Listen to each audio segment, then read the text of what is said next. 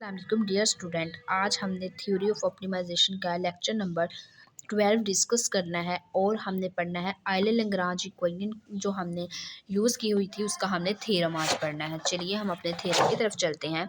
हमारे पास आयले Lagrange equation का जो थ्योरम है उसके हमारे पास स्टेटमेंट है, इफ़ अ फंक्शनल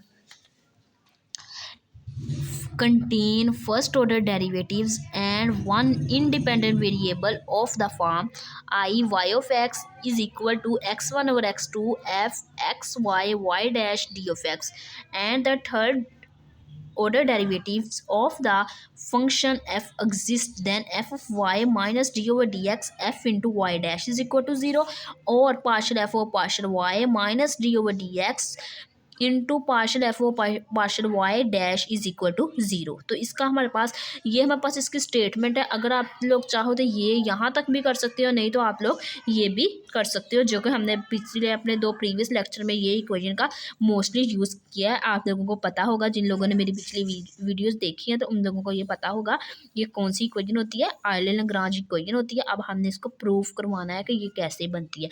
तो ये हमारे पास इसका प्रूफ है। चलिए हम इसका प्रूफ देखते हैं। तो सबसे पहले हमने let y is equal to F of X be some curve which optimize given functional F x1 x2 f x y y dash D of X. सबसे तो हमने क्या करना है, बाउंड्री कंडीशन बना लेनी है। तो सबसे पहले हमने कहा कि and the boundary conditions are x1, and boundary condition हमारे पास क्या होगी, हमारे पास ये x1 y into x1 is equal to y1 y into x2 into y2। ये हमने खुद से अपनी बाउंड्री कंडीशन बना ली।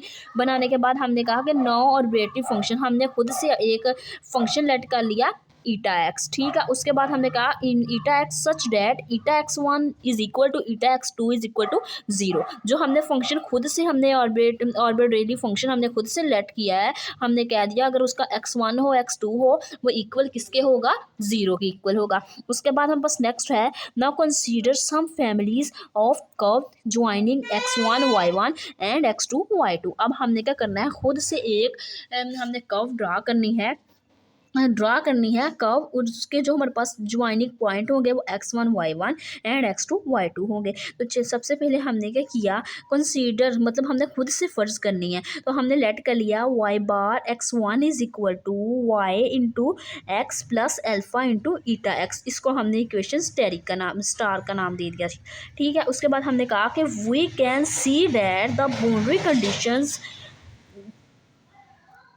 उसके बाद हमने कहा कि जब हमने ये इक्वेशन बनाई स्टेरिक, अब उसके बाद हमने कहा कि उसके बाद हमारे पास इसकी जो इक्वेशन है उसके अंदर भी फ़र्क पड़ेगा, क्योंकि ये हमारे पास अब वाई डैश में कन्वर्ट हो जाएगी। जैसे ये हमारे पास वाई में थी, अब इसके ऊपर क्या आ जाएगा, बार आ जाएगा। नेक्स्ट हमारे पास जो इसकी बाउंड्री कंडीशन यूज़ होगी ना, उसके अंदर हमारे पास किसका यूज़ हो जाएगा, बार का। तो इसके हिसाब से हमारे पास कंडीशन भी चेंज हो जाएगी। जब हमारे पास एट पॉइंट एक्स जो होगा इज इक्वल टू x1 होगा, तो वो हमारे पास क्या आ जाएगा, Y bar x1 is equal to y1, X is equal to x2 होगा तो वो y bar x2 is equal to y2 हो जाएगा, ठीक है। अब हमने क्या करना है, now we find the condition for the optimality. अब हमने क्या करना है, ऑप्टिमैलिटी की कंडीशन को चेक करना है। तो उसके लिए हमने क्या किया, हमारे पास जो हमने स्टेटमेंट यूज़ की थी उधर हमारे पास गिवन था I of alpha is equal to x1 x2 f x y into y bar comma y bar dash d x. तो इसके लिए हमने क्या करना है, for optimality is differentiate with respect to alpha. हमने क्या किया, पूरे का पूरे को डिफ्रेंशिएट कर लिया विद रिस्पेक्ट टू एल्फा। तो हमने क्या जब किया, तो हम ये जब हमने किया लेफ्ट हैंड साइड तो हमारे पास क्या होगी, 0 होगी, और राइट हैंड साइड पे हमारे पास क्या आया, पार्शियल ओवर पार्शियल एल्फा आ गया। अब हमने क्या करना है, चेन रूल का इस्तेमाल करना है। चेन रूल के इस्तेमाल करते हुए हमने partial f over partial y, इसी तरह हमने क्या किया, partial over partial y over partial alpha partial plus partial f over partial y bar alpha. इसी तरह हमने into partial y bar alpha over partial alpha into d of x, और ये हमारे पास क्या है, वाई बार एल्फा है, ये इज इक्वल टू 0। तो हमने क्या किया, ये जो हमारे पास फार्मूला अंदर जब हमने इसको किया डेरिवेटिव को, पार्शियली डेरिवेटिव के अंदर इंटेग्रल को कन्वर्ट किया, तो हमने क्या किया है,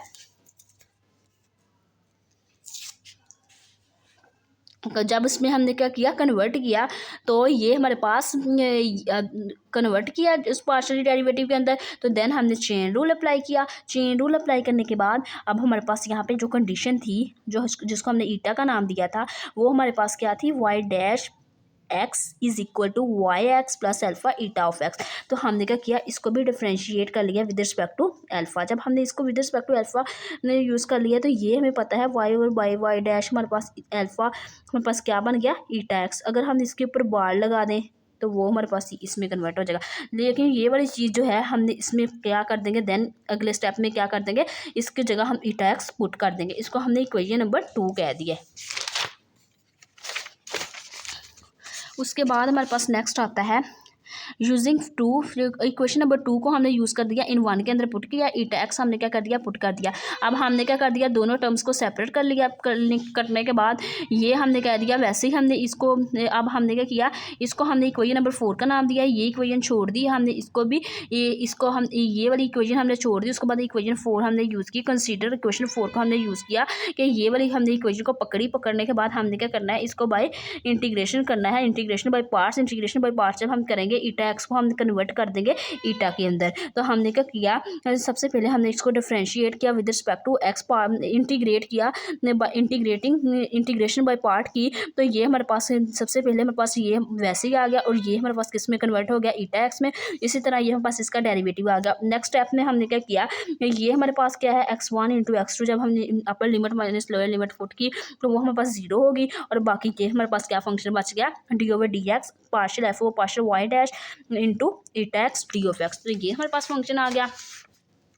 ये फंक्शन आने के बाद उसके बाद हमारे पास ये आया माइनस, क्योंकि हमारे पास इंटीग्रेशन में हमारे पास जो साइन यूज़ होता है बाय पार्ट्स में वो नेगेटिव साइन यूज़ होता है। तो ये हमने लिखा, जो हमारे पास 0 आ गया। बाकी सारी कंप्लीट जो हमारे पास इक्वेशन बनी है वो बनी है minus x into x1 x2 minus x integration x1 x2 d over D x partial F O partial Y dash eta, हमने partial Y dash eta x into d of x put कर देंगे equation number 4 के अंदर, जो हमने क्या किया था, लेट करके सपोज किया था। उसके बाद हमने क्या किया, इसके अंदर हमने पुट कर दिया। जब हमने इसको पुट किया तो ये हमारे पास क्या आ गई, इसमें से हमारे पास इंटेग्रल साइन और डी ऑफ एक्स हमारे पास ईटा एक्स और डी ऑफ एक्स हमारे पास कॉमन आ रहा था, वो हमने कॉमन ले लिया, इज इक्वल टू 0 बन गया। नाउ अब हमने कहा कि in above expression we obtain optimality region is. अब हमने क्या करना है, ऑप्टिमैलिटी रीजन को चेक करना है। तो ये हमारे पास जो अंदर वाली चीज़ है, ये वाली चीज़ हमने क्या कह दिया, इज इक्वल टू 0 है। इसको हमने इक्वेशन नंबर 5 कह दिया। उसके बाद हमने कहा कि where alpha is equal to 0, alpha हमारे पास 0 है, देन इक्वेशन स्टेरिक। जब हम अल्फा 0 पुट करते हैं तो इक्वेशन स्टेरिक क्या बन जाएगी, वो बन जाएगी Y bar X is equal to Y of X. Similarly Y bar dash of X is equal to Y dash X. तो अगर हम x को छोड़ के वैसे y की फॉर्म में लिखें तो y dash is equal to Y, Y dash prime is equal to Y prime. अब हम ये वाली जो इक्वेशन है इसके अंदर हम पुट कर देंगे,